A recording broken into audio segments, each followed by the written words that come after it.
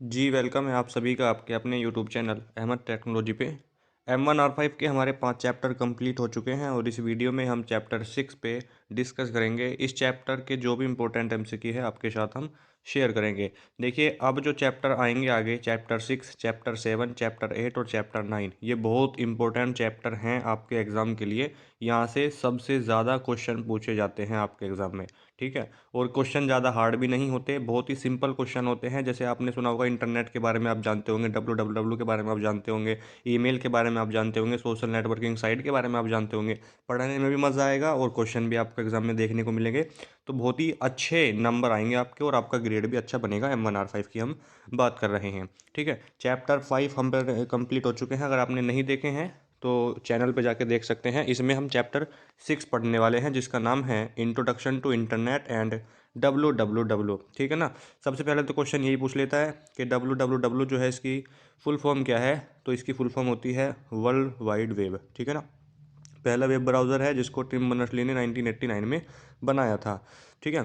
तो चलिए पहला क्वेश्चन आपके सामने यही है जो हमने आपको बताया अभी कि www का पूरा नाम क्या है, बताइए। तो इस क्वेश्चन का राइट आंसर मैंने आपको बता ही दिया है, वर्ल्ड वाइड वेब है जो इसकी फुल फॉर्म होती है। बहुत से बच्चे कहते हैं कि सर पीडीएफ दे दीजिए हिंदी वाली। देखिए ये जो पीडीएफ है अगर आप इसको लेना चाहते हैं तो इसके लिए आपको 50 रुपये पे करने पड़ेंगे, ठीक है ना। ये हिंदी की पीडीएफ है, चैप्टर वाइज MCQ, आप देख भी लेना कैसे MCQ है। अगर आप नहीं लेना चाहते हैं तो यहीं पर वीडियो में आप देख के पढ़ सकते हैं और इससे आपको फ़ायदा भी होगा। 1 से 2 3 क्वेश्चन एक ही क्वेश्चन में बता दूंगा आपको। और अगर आप अपने आप पढ़ेंगे तो आपको पढ़ने में प्रॉब्लम हो सकती है, किसी क्वेश्चन में प्रॉब्लम हो सकती है, लेकिन मैं वीडियो में अगर बताऊंगा तो किसी भी क्वेश्चन में आपको डाउट नहीं रहेगा। इसलिए तेज़ स्पीड में करके आप सुन सकते हैं। लेकिन अगर आप फिर भी लेना चाहते हैं तो ले सकते हैं।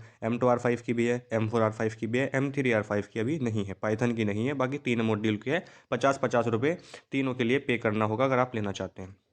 कोई एक मॉड्यूल है उसको भी ले सकते हैं, उसके लिए केवल 50 रुपये। इनके द्वारा वर्ल्ड वाइड वेब बनाया गया था। जो www है किनके द्वारा बनाया गया था। वैसे तो टिम बर्नर्स-ली का नाम आता है, लेकिन ये क्या है, सर्न CERN इसके द्वारा इनको बनाया गया था, ठीक है ना। ये एक ऑर्गेनाइजेशन का नाम था सर्न। और अगर आदमी की बात पूछे कि मतलब पर्सन कौन थे तो टिम बर्नर्स-ली थे, लेकिन अगर ऑर्गेनाइजेशन पूछे तो सर्न हो जाएगा। ये एक यूरोपियन क्या था, यूरोपियन ऑर्गेनाइजेशन था जिसका नाम था CERN, ठीक है। क्वेश्चन नंबर 3 आपके सामने है, कौन सा बहुतायत में उपयोग किया जाने वाला ब्राउज़र है, यानी सबसे ज़्यादा यूज़ किया जाने वाला ब्राउज़र कौन सा है ये पूछ रहा है। तो इंटरनेट एक्सप्लोरर जो है ये आपका जो है सबसे ज़्यादा यूज़ किया जाने वाला है, ठीक है। हालांकि क्रोम भी आजकल सबसे ज़्यादा यूज़ किया जाता है, लेकिन जो नाम आता है first number Microsoft internet explorer आता है। अगर ये ऑप्शन में नहीं है, अगर क्रोम है तो क्रोम पे आप अपना राइट आंसर टिक करेंगे। क्वेश्चन नंबर 3 देखिए क्या है। और अगर बात करें गूगल की, सर गूगल क्या है, तो गूगल आपका यहाँ पर देखिए ब्राउज़र की बात हुई है, लेकिन गूगल आपका सर्च इंजन है, ये आपको ध्यान में रखना है। गूगल सर्च इंजन है, ना कि वेब ब्राउज़र। एक वेब ब्राउज़र है, एक वेब ब्राउज़र क्या है ये पूछ रहा है। इंटरनेट पर वेब पेज को देखने के लिए एक सॉफ्टवेयर प्रोग्राम है, ठीक है ना। इसका right answer option number A हो जाएगा। अगर आपने चैनल को सब्सक्राइब नहीं किया है तो प्लीज़ कर दीजिए, थोड़ा सपोर्ट करें। हमें भी 10,000 सब्सक्राइबर करवा दीजिए जल्दी से। जनवरी के महीने में हमारे 10,000 सब्सक्राइबर पूरे हो जाएंगे अगर आप थोड़ा सपोर्ट करेंगे। तो प्लीज़ थोड़ा सा सपोर्ट करें, लाइक शेयर भी कर सकते हैं, लेकिन सब्सक्राइब तो आप प्लीज़ कर दीजिए। क्वेश्चन नंबर 5 है, इंटरनेट को इस प्रकार एक्सप्लेन किया जा सकता है। जो इंटरनेट है आप यूज़ करते हैं इंटरनेट, और इसको कैसे हम एक्सप्लेन कर सकते हैं, परिभाषित कैसे कर सकते हैं। तो नेटवर्क का आपस में एक दूसरे के साथ संबंध, नेटवर्क का आपस में एक दूसरे के साथ संबंध इंटरनेट कहलाता है, ठीक है। क्वेश्चन नंबर 6 देखिए, इंटरनेट पर कोई फाइल या मैसेज सेंड करते समय वह कई छोटे छोटे हिस्सों में विभाजित हो जाता है या कई छोटे छोटे हिस्सों में टूट जाता है, बट जाता है, उसे क्या कहते हैं। उसे कहते हैं पैकेट। ये क्वेश्चन रिपीट हुआ है कई बार M1R5 में, और M2R5 में भी पूछ लेता है इसे। तो राइट आंसर आपका ऑप्शन नंबर डी हो जाएगा, पैकेट। क्वेश्चन नंबर 7 है कि मेमोरी या डिस्क पर एक स्थान जो कि दूसरे यूज़र द्वारा भेजे गए ईमेल, ईमेल का मतलब इलेक्ट्रॉनिक मेल होता है, भेजे गए ईमेल मैसेज को स्टोर करता है। तो इसका राइट आंसर क्या हो जाएगा, मेल बॉक्स हो जाएगा, ठीक है। क्या हो जाएगा, मेल बॉक्स। क्वेश्चन को ध्यान से पढ़ेंगे तो आपकी समझ में आएगा। आपको क्वेश्चन की लैंग्वेज पे पकड़ बनानी है, क्वेश्चन को समझना है, क्वेश्चन पूछना क्या चाहता है। किसी भी सब्जेक्ट का क्वेश्चन हो, क्वेश्चन को समझोगे तो आंसर पता करने में आसानी होगी। क्वेश्चन नंबर 8 है, आपको एक ही टाइम में कई यूज़र के साथ संवाद करने की अनुमति देता है। संवाद मतलब कम्युनिकेशन करने की अनुमति देता है, परमिशन देता है। तो इसका राइट आंसर क्या हो जाएगा, चैट रूम हो जाएगा। Option number C right answer है यहाँ पर, चैट रूम। क्वेश्चन नंबर 9 देखिए, इंटरनेट का मालिक कौन है?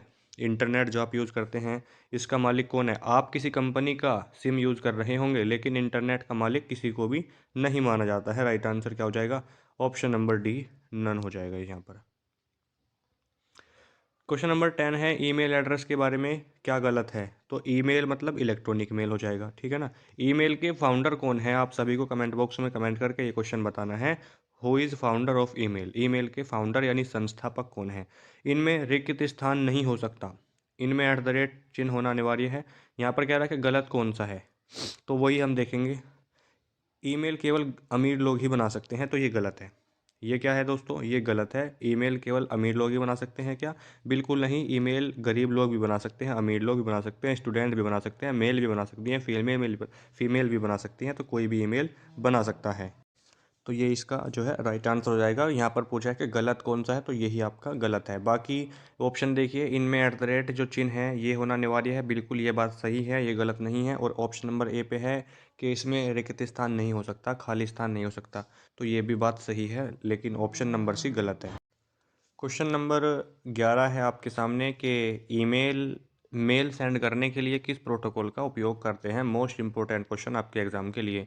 ईमेल को सेंड करने के लिए और ईमेल को प्राप्त करने के लिए, यानी सेंड और रिसीव दोनों क्वेश्चन पूछता है, तो कौन सा प्रोटोकॉल हम यूज़ करते हैं? प्रोटोकॉल का मतलब होता है सेट ऑफ रूल्स। क्या होता है? सेट ऑफ रूल्स यानी नियमों का समूह। आपके कुछ प्रोटोकॉल होंगे, आप किससे मिलते हैं, आप कहाँ जाते हैं, या आप क्या काम करते हैं, किस तरीके से करते हैं, आपका स्वभाव क्या है, ये सब आपके प्रोटोकॉल हैं, ठीक है। तो ऐसे ही कौन सा प्रोटोकॉल है जो जिसका यूज़ मेल को सेंड करने के लिए करते हैं? तो वो है आपका SMTP। क्या है? SMTP है। SMTP की full form simple mail transfer protocol होती है, इंपॉर्टेंट है आपके एग्ज़ाम के लिए, ठीक है। इसकी फुल फॉर्म भी पूछ सकता है और इसका काम क्या है ये भी पूछ सकता है। FTP का काम होता है फाइलों को ट्रांसफ़र करने का, यानी इंटरनेट पर फाइलों को ट्रांसफ़र करने के लिए किस प्रोटोकॉल का यूज़ किया जाता है, ये आपके एग्ज़ाम में क्वेश्चन आता है, तो इसका राइट आंसर हो जाता है आपका FTP।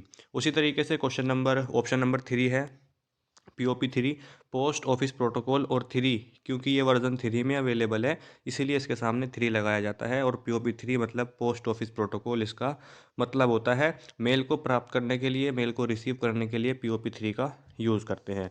उसी तरीके से आपका है HTTP, और एक होता है आपने सुना होगा HTTPS। दोनों में फ़र्क क्या है बता देता हूँ। HTTP मतलब हाइपर टेक्स्ट ट्रांसफ़र प्रोटोकॉल, और HTTPS मतलब hyper text transfer protocol secure. Question एक ये पूछता है कि HTTPS में एस का क्या मतलब है, तो सिक्योर होता है, ठीक है। क्या होता है? सिक्योर। जो वेबसाइट सुरक्षित होती हैं वो HTTPS की होती हैं, ठीक है। यानी वेबसाइटों की सुरक्षा दर्शाने के लिए HTTPS लगाया जाता है, या ऐसे समझ सकते हैं आप, ठीक है। HTTP जो है पोर्ट नंबर 80 पे काम करता है, और जो आपका HTTPS है ये आपका 443 नंबर पे काम करता है। जुलाई 2023 और जनवरी 2023 में इनके पोर्ट नंबर पूछे गए थे, तो ये भी आप नोट करके रखेंगे अपने अपने एग्ज़ाम के लिए, क्योंकि पूछा जा सकता है आपके एग्ज़ाम में भी। देखिए बाकी प्रोटोकॉल के भी पोर्ट नंबर होते हैं, देख लीजिए, आपके एग्ज़ाम के लिए इंपॉर्टेंट है। जैसे आपका HTTP है, मैंने आपको बताया पोर्ट नंबर 80 पे काम करता है। SMTP जो इसका पोर्ट नंबर होता है वो होता है 25। लिख लीजिए अपनी कॉपी में, ज़रूर पूछे जाएंगे यहाँ से क्वेश्चन। FTP मतलब फाइल ट्रांसफ़र प्रोटोकॉल होता है, और FTP का पोर्ट नंबर 21 भी होता है और 20 भी होता है।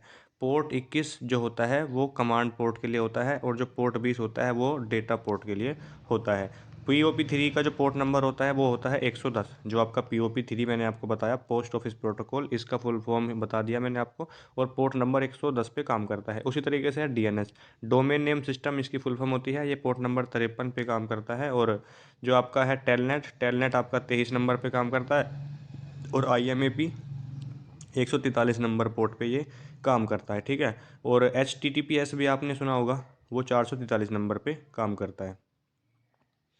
और यहाँ पर देखिए, यहाँ पर पूछा है मैंने आपसे कि HTTPS का जो है पोर्ट नंबर क्या है, आप कमेंट बॉक्स में ज़रूर बताइएगा HTTPS का पोर्ट नंबर क्या है।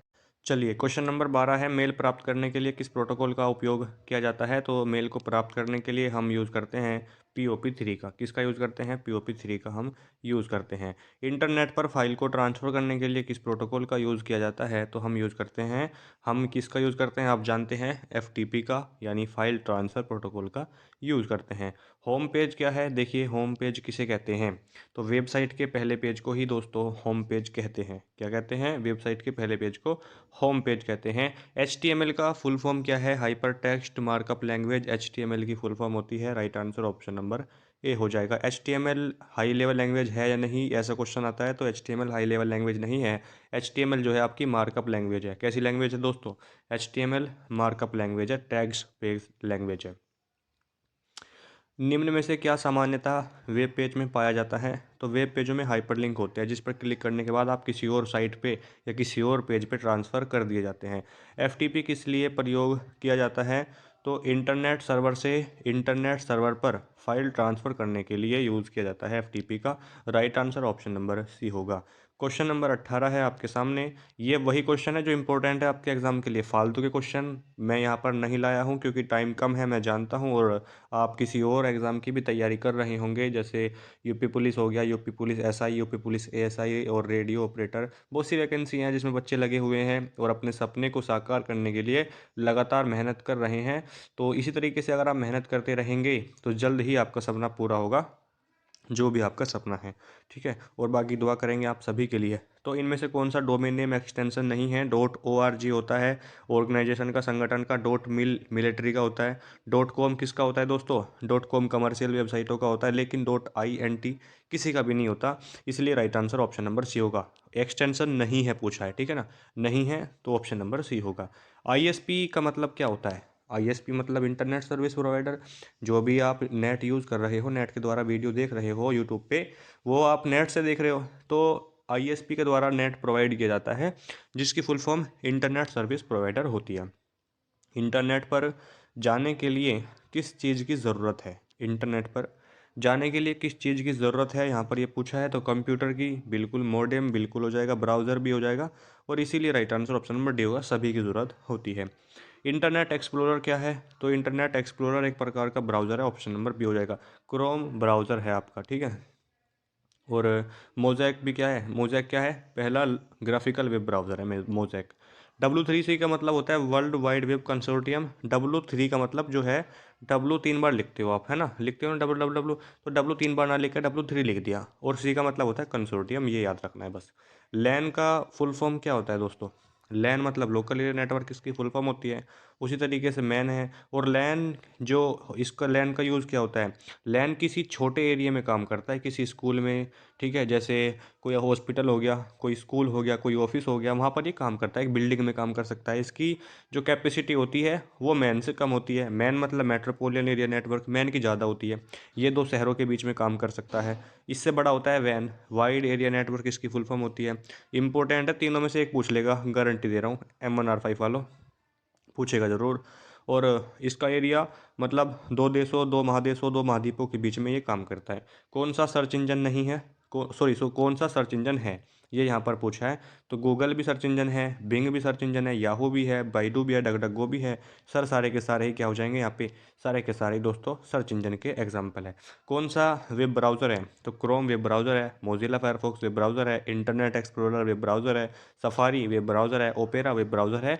तो अपनी नोटबुक में आप लिख लेंगे ना, तो यहाँ से क्वेश्चन बनेगा तो आप उसको छोड़ के नहीं आएंगे, ठीक है। और एग्ज़ाम में जाने के बाद जो क्वेश्चन हमें आता है उसे भी हम गलत कर देते हैं। क्यों? क्योंकि हमारा जो दिमाग है उस टाइम पे काम नहीं करता, क्वेश्चन आते हुए भी गलत करके आते हैं, और फिर बच्चे फेल हो जाते हैं, या आप कहते हैं कि सर हमारा एग्ज़ाम बहुत अच्छा गया था लेकिन हमारे नंबर कम आए हैं, या हम फेल हो गए हैं। तो क्यों ऐसा होता है? क्या नेगलेक्ट नंबर काटता है? तो ऐसा नहीं है दोस्तों। जितने भी नंबर आपके आते हैं वो बिल्कुल आपको दिए जाते हैं। ऐसा नहीं है कि नेगलेक्ट आपके नंबर काटता है। वो नंबर आपकी गलती से कटते हैं। आपने जो गलतियाँ की हैं, क्वेश्चन को ध्यान से नहीं पढ़ा है या ज़्यादा मेहनत नहीं की थी, इसीलिए आपके क्वेश्चन कट जाते हैं। आपको एग्ज़ाम जो है आपका कंप्यूटर पे होगा, किसी से पूछने का मौका भी नहीं मिलेगा। पहले एग्ज़ाम ऑफलाइन कंप्यूटर पे होता था, तो आप किसी न किसी से पूछ लेते थे कि भाई इसका बता दो, या बहन इसका बता दो, क्योंकि लड़की और लड़के एक ही क्लास में बैठते थे, है ना।